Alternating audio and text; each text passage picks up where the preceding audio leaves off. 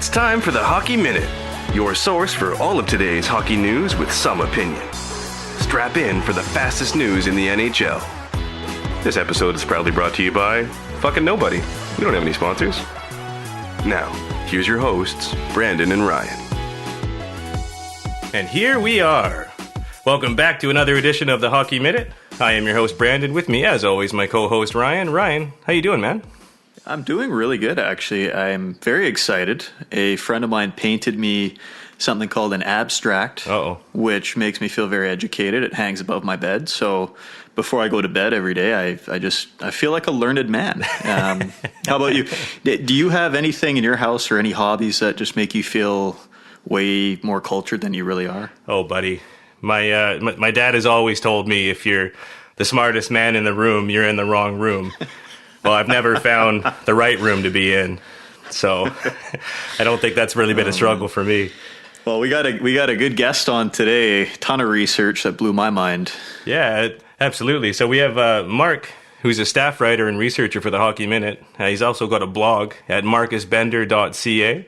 And Marc's here to explain his incredibly detailed work on determining the value of a draft pick. I should mention real quick, I fucked up your name. I called you Marc in the intro. No! Marcus. So Marcus. Here's our guest. Marcus. Hey guys, thanks for having me. I look forward to it.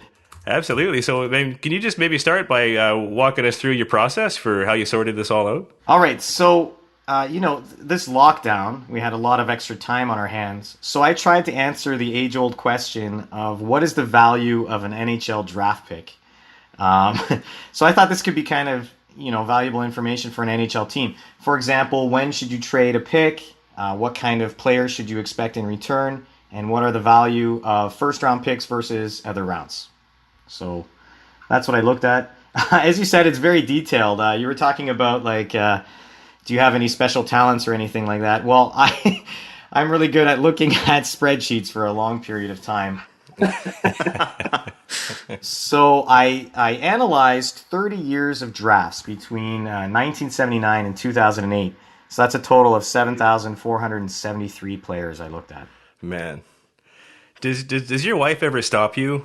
Right, and just ask why? Yeah, absolutely. Oh man, how much Adderall did you take for this project? Yeah, I don't need it, buddy. I've heard a lot of people that are asking, that take it, but I don't know. I'm just born this way, I guess. So. Yeah. So I guess one of the things I needed to do was categorize the players. Right. So to decide, the categories of players. I came up with 5 categories. Legendary players I had. So these are players that have played over 1,000 games in their career. And they included Mario Lemieux, Daniel Alfredsson, Zdeno Chara. So those are legendary players. Star players I had between 700 and 1,000 career games played. So that's Danny Briere, Johnny Boychuk, Mike Camilleri. Pretty good players, right? Pretty good. I'd say they're stars. Regular players, grinders, and busts. And busts were any player that had played fewer than 100 games in their career. So that was players like Don Cherry, believe it or not.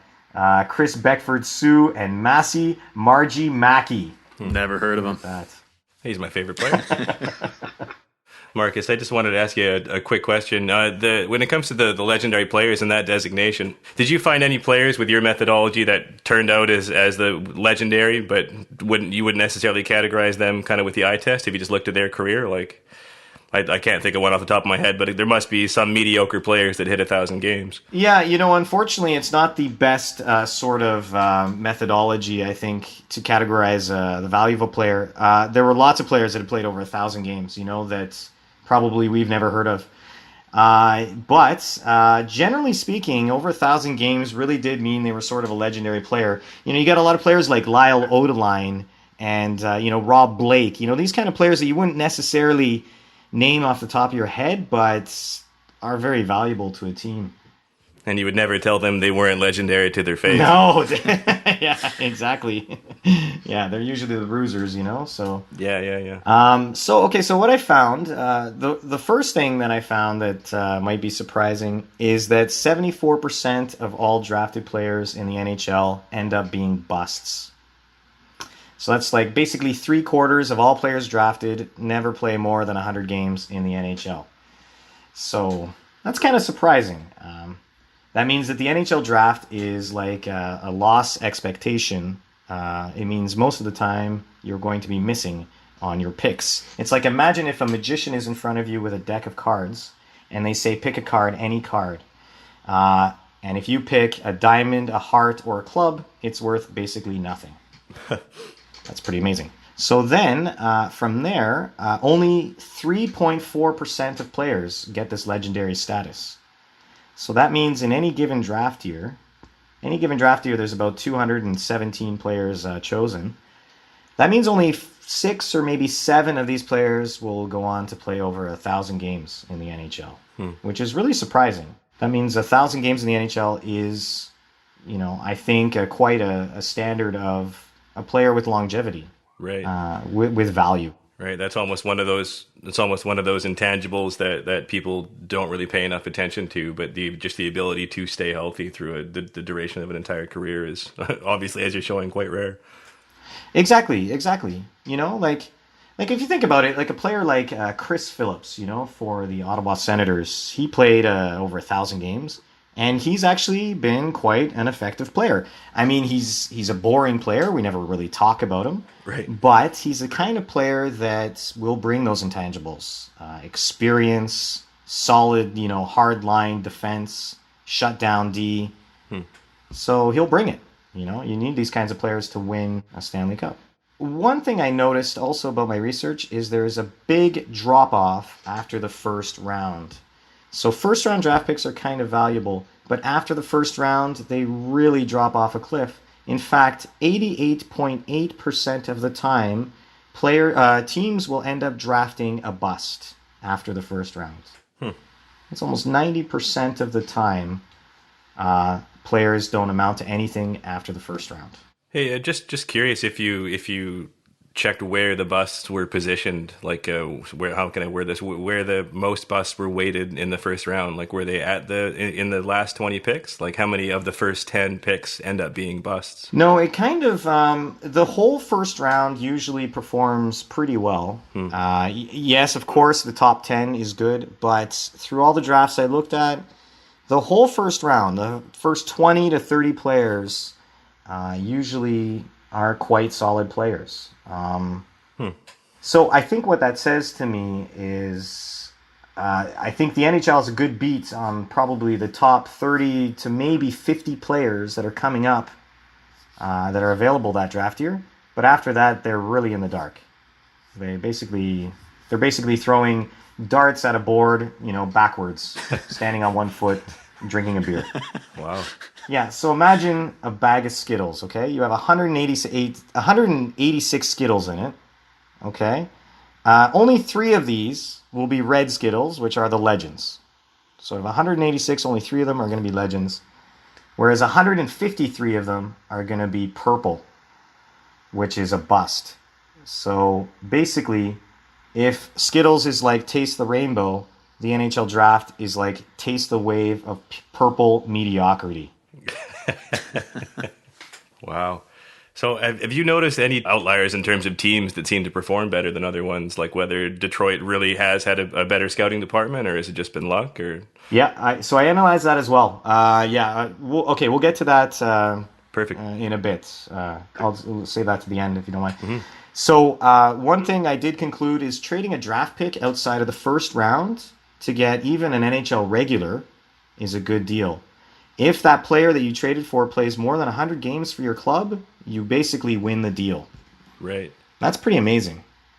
I think the trades like Jeff Petrie. Montreal made a great trade for Jeff Petrie to Edmonton. They traded away a second-round draft pick for Jeff Petrie. They've more than won that deal handily. Interesting. There were a lot of players. Tyler Toffoli Yep. went to the Canucks this year, right? For a second-rounder. That was a great deal for the Canucks. Excellent deal. He'll probably play 100 games or more for that franchise, and therefore it's worth it.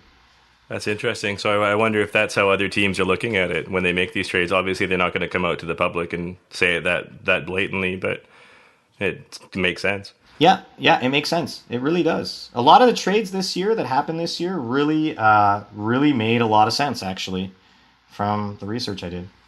Huh.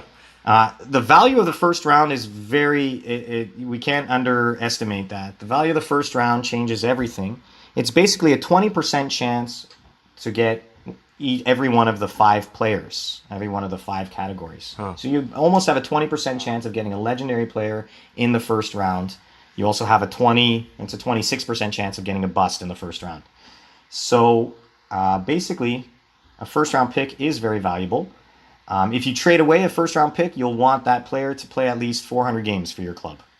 Oh. Marcus, I wanted to ask you just to expand on that a little bit, because I think back, for instance, 2015, right? The Boston Bruins had 3 consecutive first rounders. Yeah.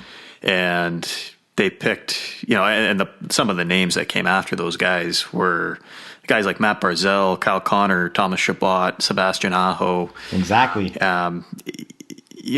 Just maybe dive into.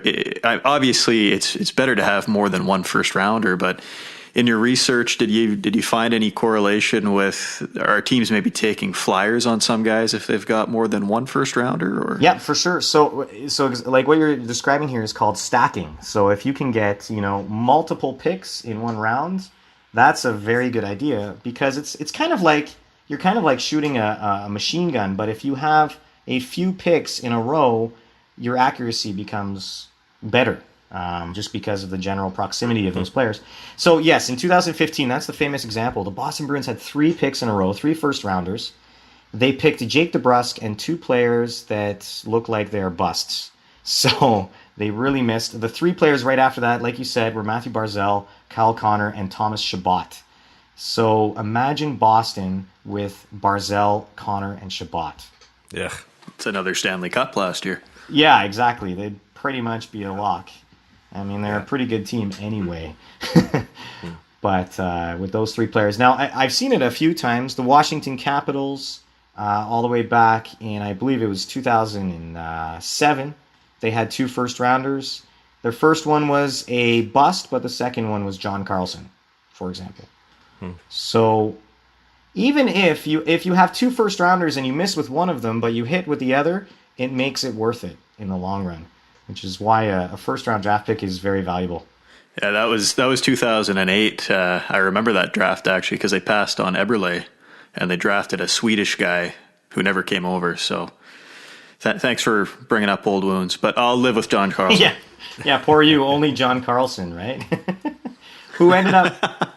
what was he overall that year? Like something like 22nd overall? He was 28th. 28th overall, yeah. Or 27th, and then they drafted Anton Gustafsson. That was the Swedish guy.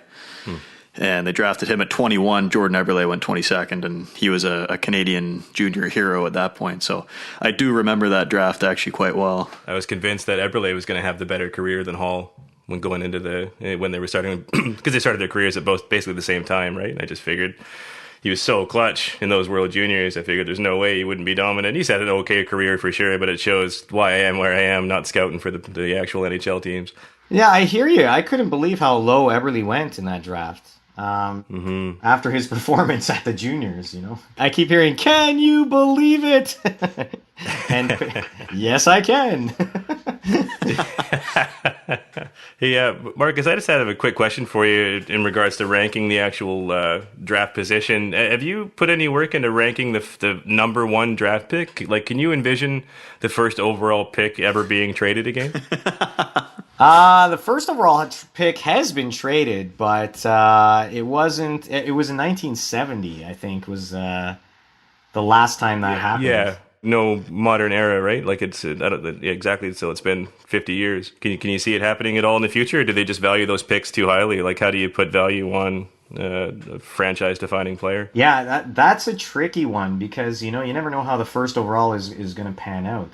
Nail Yakupov comes to mind, right? Yeah. chased by bees. I think it was in 93, Ottawa was given, they had the first overall, and they were going to pick, what's his name? Alexandre Dag. And they were offered the same draft, or they were offered the same trade package, essentially, as the Eric Lindros trade. I don't know if you remember that. But the New York Rangers really wanted the first overall draft pick, and they offered basically Tony Amonte and a couple of other great players, Mike Richter or something like that, for the first overall pick, and they turned it down, and that probably was a mistake. So yeah, maybe they should be trading the first overall. It's just, if you do trade the first overall and it ends up being a franchise player, you look kind of silly. So that's probably something that not a lot of GMs want to do. So one of the things, it's hard to tell because every once in a while there are these generational players that come along. But in general, what I looked at were the best draft classes of all time. And so I gave I made an algorithm, and I gave a score for the drafts, all the drafts that I analyzed, to see which one was the best one. Mm-hmm. The 2003 draft, the Super Draft, is by far the best draft of all time. It's almost not even close. We don't even need a statistical analysis to see this. But for example, Brent Burns, Patrice Bergeron, Joe Pavelski, Shea Weber, Dustin Byfuglien, Ryan Suter, Zach Parise, Eric Stahl, Jeff Carter, Brent Seabrook, Ryan Getzlaf. I mean, Marc-Andre Fleury. It's crazy. It's like the Canada and America's starting lineup, Olympic starting lineup, all rolled into one. That's a crazy year, right? What was the distant second? So distant second was 1984. This was the year that Mario Lemieux was taken first overall. Also Luc Robitaille, Brett Hull, Cliff Ronning, Gary Suter, and Patrick Waugh went that year. Wow. Patrick Waugh and Mario Lemieux have the same birthday. Did you guys know that? Interesting. Same year, same month. Oh, wow. Same day. So some of the early 90s drafts, like 93 was a good draft, 1990 was a good draft. Now there are some really bad draft years, like 1999. That was a terrible draft year. And so it kind of really changes the value of a pick depending on the year. 1999 was the year that Patrick Stefan was drafted first overall. Right after that, do you know the two picks right after that? Yeah, they got him in the wrong order, even according to Burke. Got the worst Sedin first. Did they? But yeah, Daniel then that's Henry. That's a pretty exciting draft year for Canucks fans, I think. Yeah, for sure. I actually have the tattoo on my back memorializing it. I only break that out on special occasions. It's a tramp stamp of the cup that we never won. That's going to be on our OnlyFans page. Don't worry, there'll be another riot at some point. Yeah. So Patrick Stefan went first that year. The Sedins, Zetterberg was that year. Radim Vrbata was that year. But then after that, there's basically nobody. Nicholas Hagman was the 10th best player drafted in 1999. In 2003, the 10th best player was Joe Pavelski or Shea Weber. So wow, quite a difference in the draft years. So one of the things to looking forward is to try to evaluate the draft class.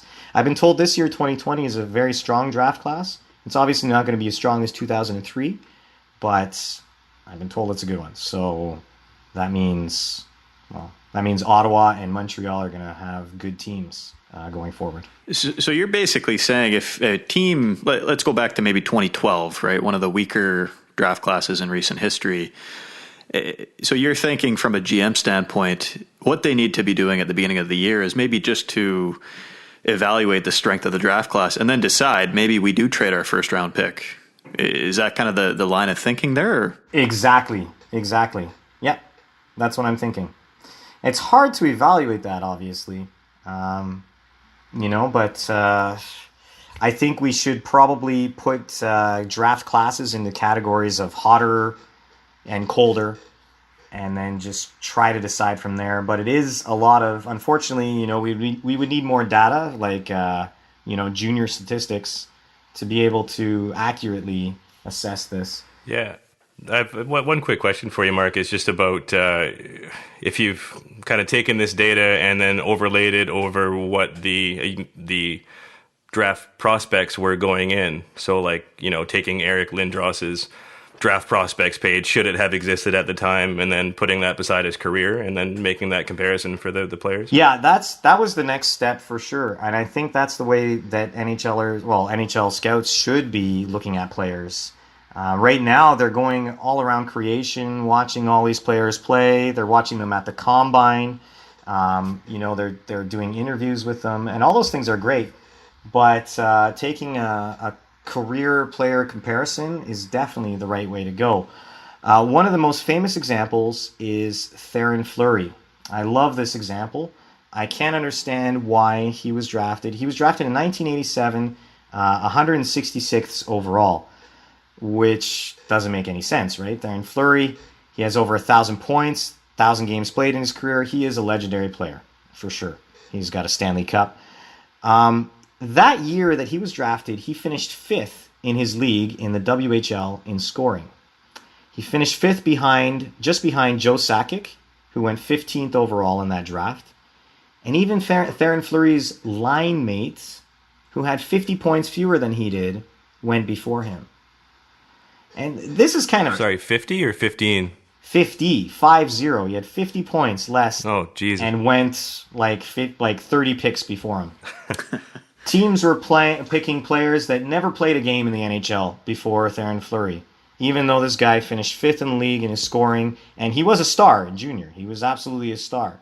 So why did they skip over him? It's obviously because of his size, right? He's 5'6", and they skipped over his size. But I think that's where a lot of NHL teams are getting it wrong. I call this black swan drafting. So once we get out of the first round, we're basically going to miss with all of our picks no matter what happens. So instead of trying to maximize our odds of getting a regular NHL player, we should be trying to get the black swans, the ones that stick out, the ones that don't make any sense. So NHL teams are going with size, but they should be going for the needle in the haystack. It's like, imagine you're playing roulette and you put your money on red or black. You're not going to win that much money back. But if you put your money on a number and that hits, then you're going to win the lottery, basically. And that's what teams should be trying to do after the first round. I think that's a really smart analogy for using the roulette wheel. So black swan drafting, that's what they should try to be doing, especially targeting smaller players. I notice that smaller players seem to really be overlooked in the draft. Martin St. Louis never getting drafted makes no sense to me. I mean, his career stats and his junior stats were pretty strong. There are a lot of misses that didn't make any sense to me. Brett Hull went in like the 6th round or something like that, like 120th overall, and there's no reason for that because he was a really good player. And he's the son of Bobby Hull, but I don't know. So they should be trying to put all of their odds on one player. I've identified one player in this upcoming draft in 2020. His name is Xavier Simoneau. Xavier Simoneau. He plays for the Drummondville Voltigeurs, and he's ranked 212th on this year's draft rankings. So that means he won't even get drafted probably. I think teams should draft this player in the 3rd round or later. He's the same size as Theron Flurry. He finished 5th in his league in scoring, and he seems to be, like, I've seen his highlights, he's a talented player. The only thing against him is that he's small. And I think that's the type of player that players, instead of avoiding, they should be trying to target. So, Marcus, and maybe this is speculating too far ahead, but you mentioned Theron Flurry, Brett Hull, guys like that, Martin St. Louis. This was pre-internet, and nowadays it seems like every 12-year-old has an Instagram page and their dad films all their games and puts up clips. Do you see that changing the way teams are scouting? You just mentioned a guy that may not even be drafted, but if I Google this kid, maybe I see some highlights as a scout and I start to look into him a little bit more. I mean, have in your research, have you given any thought to maybe how technology is going to change the way that players are scouted? Well, it's got to, right? It's got to. One of the things that in the past it seemed to be the case is it's kind of the old boys club, right? Like, the people who are doing the drafting and the scouting and are working together, they're all chummy, and they tend to pick favorites, depending on the mold of their team or what they want. And I think with the internet, it's going to be interesting because I think what ends up happening is there's probably less first contact with a scout and a player, and it's probably more relying on an international database or like an overall database, which could be good or bad. There's this company, I think it's Hockey Scouting. I forget the name of the company, but they do the scouting for 28 of the 31 NHL teams. And so I think the era of the internet will have more consensus. And I don't know if that's a good thing or a bad thing, because after the first round, I think you want to go against the consensus. Absolutely, yeah. Marcus, in terms of your Black Swan drafting, is there a specific superstar characteristic that scouts should be focusing on, or is it just a matter of them having any attribute that causes them to stand out that much above the pack? Well, I think it's that the latter, just having any attributes. Okay. If a small player who has a lot of talent, like Theron Flurry, is definitely a player to look at. We shouldn't be discarding players because of their size. I think I think when it gets down to it, you see a lot of, for example, they're picking players that are 6'2" over a player that's 5'9" or 5'10" or something like that. Yeah. And I don't know if that's necessarily a good idea. I think about the Habs picking Michael McCarron. They wanted to get bigger, and so they picked the biggest guy possible, in the draft. And he hasn't really ended up doing anything. He looks like he's going to be a bust. So, I think looking for those attributes, for example, if they've won an award in their league, if they are on the winning team in a league, winning a cup or winning a trophy really does have significance for a player's career down the road. And we always hear about that, the GMs, they love players who have won cups. It's true. It works. Whatever intangibles those players bring, I think those are the things that teams should be looking at. And I would also imagine that the combine is really misleading. So the combine, as you know, is like the before the draft happens, they do, push-ups, sit-ups, whatever. They do like physical exercises, and they rate the players on their physical abilities. I bet you that skews results a lot. Yeah, I mean, the first thing that comes to mind is Sam Reinhart not being able to do, a chin-up or whatever inconsequential thing. It wasn't even Sam Reinhart. It was, come on, brain. Sam Bennett. There you go. The other Sam with the sick mustache. Couldn't do a chin-up. And obviously, he's not having the best NHL career, but I don't think it's because of his lack of upper body strength at the combine. That's right. Exactly. There's a few players like that. Like Wayne Gretzky routinely finished last, on his team's physical contests. Martin St. Louis obviously didn't do very well in the combine. So Phil Kessel. Phil Kessel was supposed to be a number 1 overall pick, but he fell to, I believe, 7th overall? Yeah. Something like that, because he did poorly in the combine. And he went to Boston at 5th overall. And same. Yeah, and I mean, even now, I think he still does really well in his combines. He finishes tops in the fitness testing. Phil Hot Dog Kessel? Just body of an elite athlete. I think I got a better body than him, and that's not saying much. So. Okay, so actually, Brendan, you were talking about the teams now. So I also analyzed all the teams. And so what I found, overall, over the 30 years I analyzed, the team that had the most success were the Montreal Canadiens. Second was the Detroit Red Wings. So that all makes sense. That's kind of what we would expect. And basically I found that a good draft year by that team would translate into success usually in the next 5 to 8 years. That's kind of the general thing I saw. But it's so obvious that we don't even need statistics to prove this. For example, Detroit, in 83 they draft Yzerman. In 89 they draft Lidstrom and Fedorov. In 91 they draft Knubel and Osgood.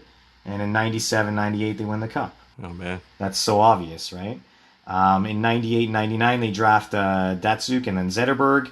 In 02 they draft Filppula, and then in 08 they win the Cup again. So Detroit's been really good. Edmonton, in 79 they drafted Messier, Anderson, and Lowe in the same year. In 1980 they drafted Curry, Coffey, and Fuhr. That's pretty good. We know how the Edmonton Oilers ended up. New Jersey dominated the drafting in the 90s. Starting in 1990 they drafted Brodeur. 91 it was Niedermeyer and Ralston. 93 it was Pandolfo. 94 it was Sullivan, Elias, and Surrey. Wow. And 95 it was the Cup. And then 98 it was Gomez and Gianta. And then 99 and 03 it was the Cup again. So you can really track their drafting success with Cup success. Yeah, what about compared to the lesser teams? Have you tried comparing, say, Buffalo to Detroit or Montreal? I mean, I guess I shouldn't just presume it's Buffalo, but who do you have at the bottom of your draft rankings? Well, so the bottom floor, so this was kind of interesting. The worst team I analyzed overall were the Minnesota or Dallas North Stars, which makes a lot of sense, obviously. Chicago did very poorly until recently, when in about 02, I guess, when I say recently, I guess near the end of my data. In 02, they started drafting well. They got Keith, and then in 03, it was Seabrook and Bufflin. 4 was Bolin and Brower. 06 was Taze, and 07 was Kane. But before that, they were terrible. And that also shows in their performance. But one of the teams that stood out, which kind of was a surprise, was the Buffalo Sabres. They did really well on my algorithm, and that doesn't really make sense. But if you look at it, they've drafted Tom Barrasso, Phil Housley, Dave Howardchuk, Ray Shepard, Alexander McGillney, Callie Johansson, Benoit Hogue. I mean, these are all good players, like Pierre Turgeon, Pat LaFontaine. So Buffalo has drafted pretty well overall in my analysis, but they have not translated that into success. And a lot of that is because they've traded away a lot of these players, or they have not kept them. McGinley comes to mind, for example. But the Sabres overall did a very good job of drafting, and they just didn't manage to keep their players. That's actually shocking to me. Yeah, me too. I was surprised. So are there any other standouts or outliers that came to mind for you when you were going through this for teams? Pittsburgh Penguins have gotten kind of lucky in that they've drafted really poorly, but they've managed to hit big names when it's mattered. So like Mario Lemieux, obviously, Jagr, Crosby, Letang, Malkin. I mean, just drafting those 5 players can change an entire franchise, as we've seen with the Pittsburgh Penguins, despite having had terrible draft success. The Tampa Bay Lightning have also had very bad draft success, which is surprising. They've managed to get LeCavalier and Brad Richards in the same year, and that helped them win the Cup. But other than that, they haven't gotten anybody of any note. So it can change really quickly from year to year. Marcus, could you maybe just touch on evaluating the value of goaltending? Is that something that you considered, or did you kind of have to leave it to the side because of how complex that position is? No, I just left them to the side because, and that's actually the next thing I want to look at. Goaltenders seem to be completely random. I don't think it's good value to pick a goaltender in the first round, although some of the ones that have gone in the first round, Flurry, Price, and Brodeur, obviously have turned into legends. But a lot of other great ones, Lundqvist didn't go until like later rounds, and so it's weird. I don't know. I don't know where to draft goalies. I think that would probably rely on draft class as well. And I think probably in later rounds, I think it might be a good strategy, at the end to start picking goalies. Like in the last 3 or 4 rounds, just pick a lot of goalies. Maybe one of them will hit. Because you're missing with most picks anyway, right? Draft 3 or 4 goalies in the last 3 or 4 rounds. You're not really losing anything. And But then you might get into this problem with these log jam of goalies, I guess. So I don't know. I don't know what. I don't know how much else I have here. Oh, some of the trades. Yeah, ask me about trades this year.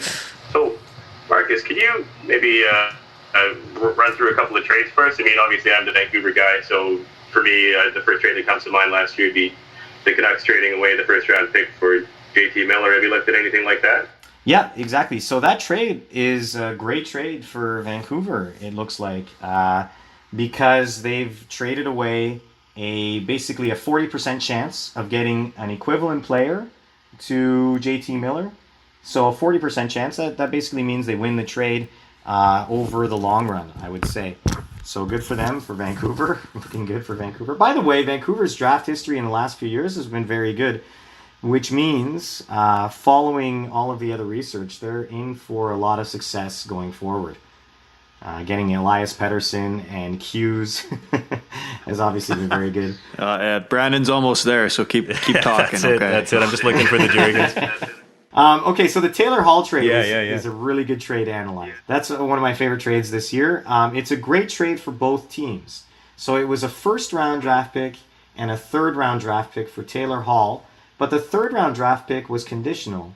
It could change into a second-round draft pick if Taylor Hall signs with the Coyotes, and it can change into a first-round draft pick if the Coyotes make it to the conference finals.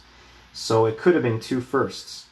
And I think it's a great trade for both teams because Taylor Hall he's a star or a legendary player. We're not sure where he's going to end up in his career yet. You were saying, Ryan, that he's not really a game breaker, but he is a star, right? He's kind of he could help them make a run in the playoffs, especially in a weakened West. So that was a good kind of gamble. And even if they lose that gamble, which it looks like they're losing since this year is going to be over, but they haven't really given up much, other than, well, they've given up a first, but obviously, which is not good. But they didn't give up 2 firsts, is what I'm saying. Your bright side doesn't sound so bright. I'm not sure, but well, I guess it depends if Taylor Hall signs with Phoenix or with Arizona.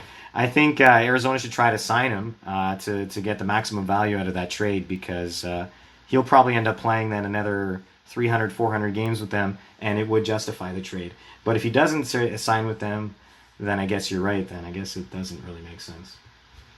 So that's an interesting one to look at. Do you think that it would justify the trade for Taylor Hall if they signed him? Or, I mean, I guess this is getting a bit into the weeds, but do you think it would basically resign them to mediocrity for the next 8 years? Because, he's just such a high bill for what you're going to get back, right? That's a problem with Taylor Hall and then also in the salary cap era. But if Taylor Hall plays over 400 games with the Coyotes going forward, so 5 more seasons, then they would be giving up a first and a second for him. I think that would be worth it, yes. If he ends up playing 5 more seasons for them. Plus, I mean, the Coyotes don't really have the salary cap issues that other teams have, so I don't think, do they? I don't know. Well, Ryan, did you have any other questions for Marcus here? I'm just sitting here with my mind blown by all this data, so no, I'm good. I'm really impressed by this, though. The fact that you spent this time, you're putting quarantine to good use. I've just had a lot of naps, but 30 years worth of research to put that together, man, it's really impressive. And I was a bit of a draft nerd back in the day, and just to see kind of that trickle effect, like you said, I mean, the 5 to 8 year window, I think is true when you think of the last several Cup winners, the Blackhawks, right? Taves in 06, Kane in 07. I mean, kind of an advanced Cup win there, and they won it in 2010. But they had that 5 to 8 year run of domination, so it falls right in your research for sure. Yeah, exactly. Same with LA, same sort of thing. 03 it's Brown, 05 it's Kopitar and Quick, 08 is Doughty, and then boom, the Cups. So yeah. It all fits. Well, Marcus, that was amazing. I hope everybody appreciates that as much as we did. And I hope that we can have you on again to kind of go through some more of your research and maybe pick this apart a little more kind of as we get past the draft and maybe even look back at some other ones that we've had. All right. Thanks, guys. Thank you so much. That was my first podcast, so I really appreciate it. Thanks for going easy on me. Ryan, why don't you let them know where they can find us? Yeah, guys, check us out. We're on Facebook, Twitter, and Instagram at The Hockey Minute. You can come drop us a line. Let us know what you want to hear. Let us know what you like. And just thanks for listening. Awesome. Yeah, thanks everybody for listening. I've been Brandon with Ryan and Marcus. We'll catch you next time on The Hockey Minute. Thanks, guys. See you next time. We'd like to take a second to thank you, the listener, for joining us. And a big thanks goes to our writers and production team, Jules, Marc, and Matt. We couldn't do this without you. That's going to do it for us. This is Brandon and Ryan. We'll talk to you next time on The Hockey Minute. And Matt, I hope that's going to be a hard one to edit because I think we made a few mistakes there.